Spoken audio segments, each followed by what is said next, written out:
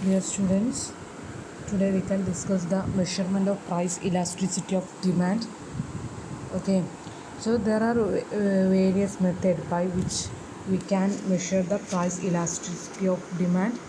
The various methods are the percentage method, point method, and the arc method, and the total outlay method. Okay, 4 മെത്തേഡാണ് മെയിനായിട്ട് എന്ത് ചെയ്യുന്നത്, price elasticity of demand കണ്ടെത്താൻ വേണ്ടിയിട്ട് എടുക്കുന്ന മെഷർമെൻ്റായിട്ട് പറഞ്ഞിട്ടുള്ളത്. ഓക്കെ, നമുക്കത് ഓരോന്ന് എന്താണെന്ന് നോക്കാം.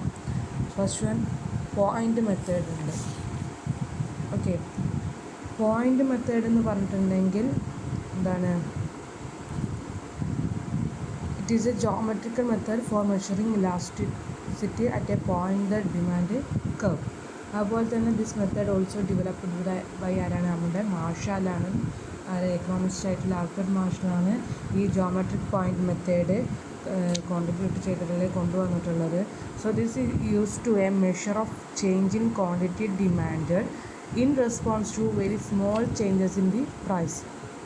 ഓക്കെ, ഇവിടെ മെഷർ ചെയ്യുന്നത് എന്താണ്, ക്വാണ്ടിറ്റി ഡിമാൻഡ് ചെയ്യുന്നത് ഏതിനായിട്ടാണ്, സ്മോൾ ചേഞ്ച്, പ്രൈസിലുള്ള സ്മോൾ ചേഞ്ച്, ചെറിയൊരു മാറ്റത്തിൻ്റെ ബേസിൽ ക്വാണ്ടിറ്റി ഡിമാൻഡ് എത്രത്തോളം മാറുന്നു എന്ന് കണ്ടെത്താൻ വേണ്ടിയിട്ട് ഉള്ള ഒരു മെഷർമെൻറ്റാണിത്, geometric or point method.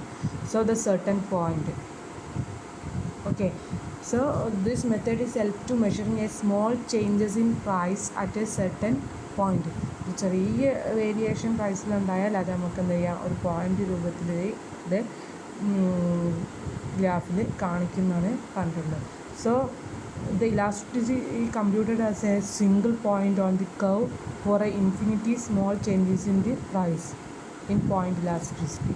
Okay, so under this method we can measure the elasticity of demand at any point on a straight line demand curve by using a formula. Okay, നമുക്കൊരു straight curve വെച്ചിട്ട് അതിൻ്റെ downward slope വെച്ചിട്ടുള്ള എന്ത് ചെയ്യാം, നമുക്ക് ആ demand curve നമുക്ക് മനസ്സിലാക്കാൻ സാധിക്കുന്നതാണ് പറഞ്ഞിട്ടുള്ളത്.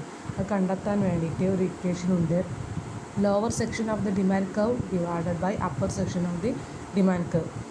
ഓക്കെ, ഇലാസ്റ്റിസിറ്റി കണ്ടെത്താനുള്ള ഇക്വേഷനാണ് എന്ത്, lower section of the demand curve divided by upper section of the demand curve. Okay, അതിലൊന്നുമില്ല, പോയിൻ്റ് മെത്തേഡ് എന്ന് പറഞ്ഞിട്ടുണ്ടെങ്കിൽ എന്താണ് അതിൽ പറയുന്നത്, it measures the changes of quantity demanded in response to changes in the small changes of the price.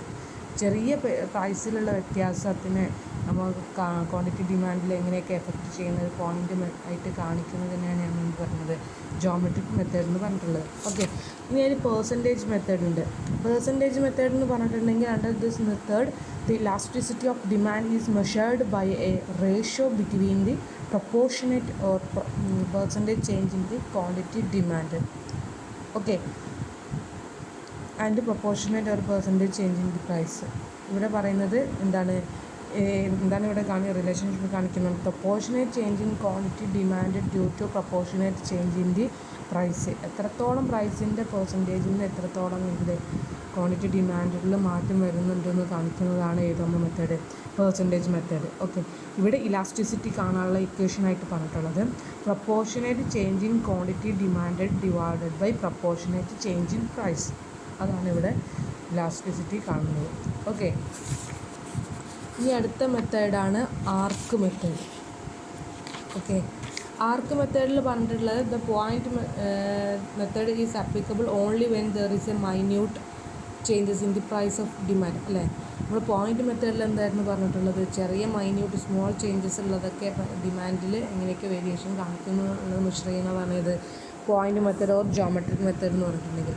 എന്നാൽ arc method പറയുന്നത് when the changes in the price and demand as a large elasticity cannot be measured at the point on the demand curve. So in this method we are using in the arc method to use the determining the elasticity. Okay, so arc elasticity measures the elasticity between 2 points on a demand curve.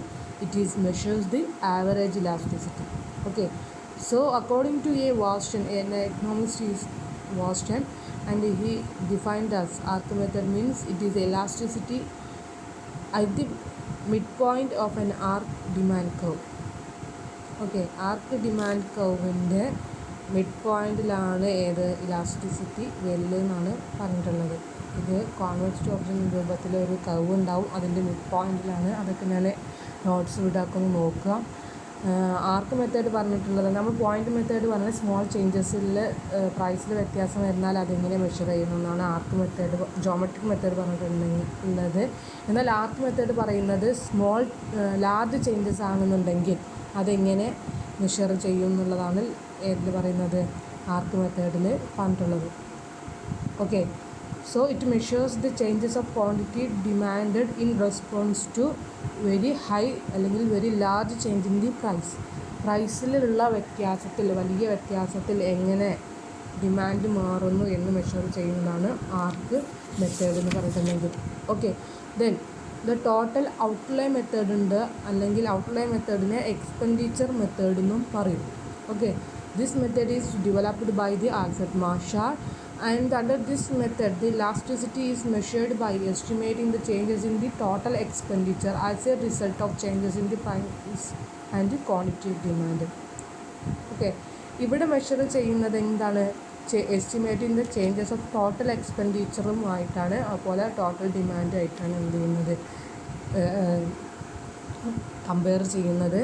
നമ്മൾ നേരത്തെ പ്രൈസും ഡിമാൻഡാണെന്നുണ്ടെങ്കിൽ ഇവിടെ എക്സ്പെൻഡിച്ചറും quantity demand, price and quantity demanded ആണ്. Okay, so under this method elasticity is measured by estimating the changes of the total expenditure as a result of changes in the price of the quantity demanded.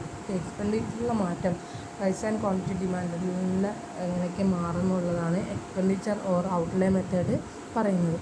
Okay, so let me conclude today section. Thank you.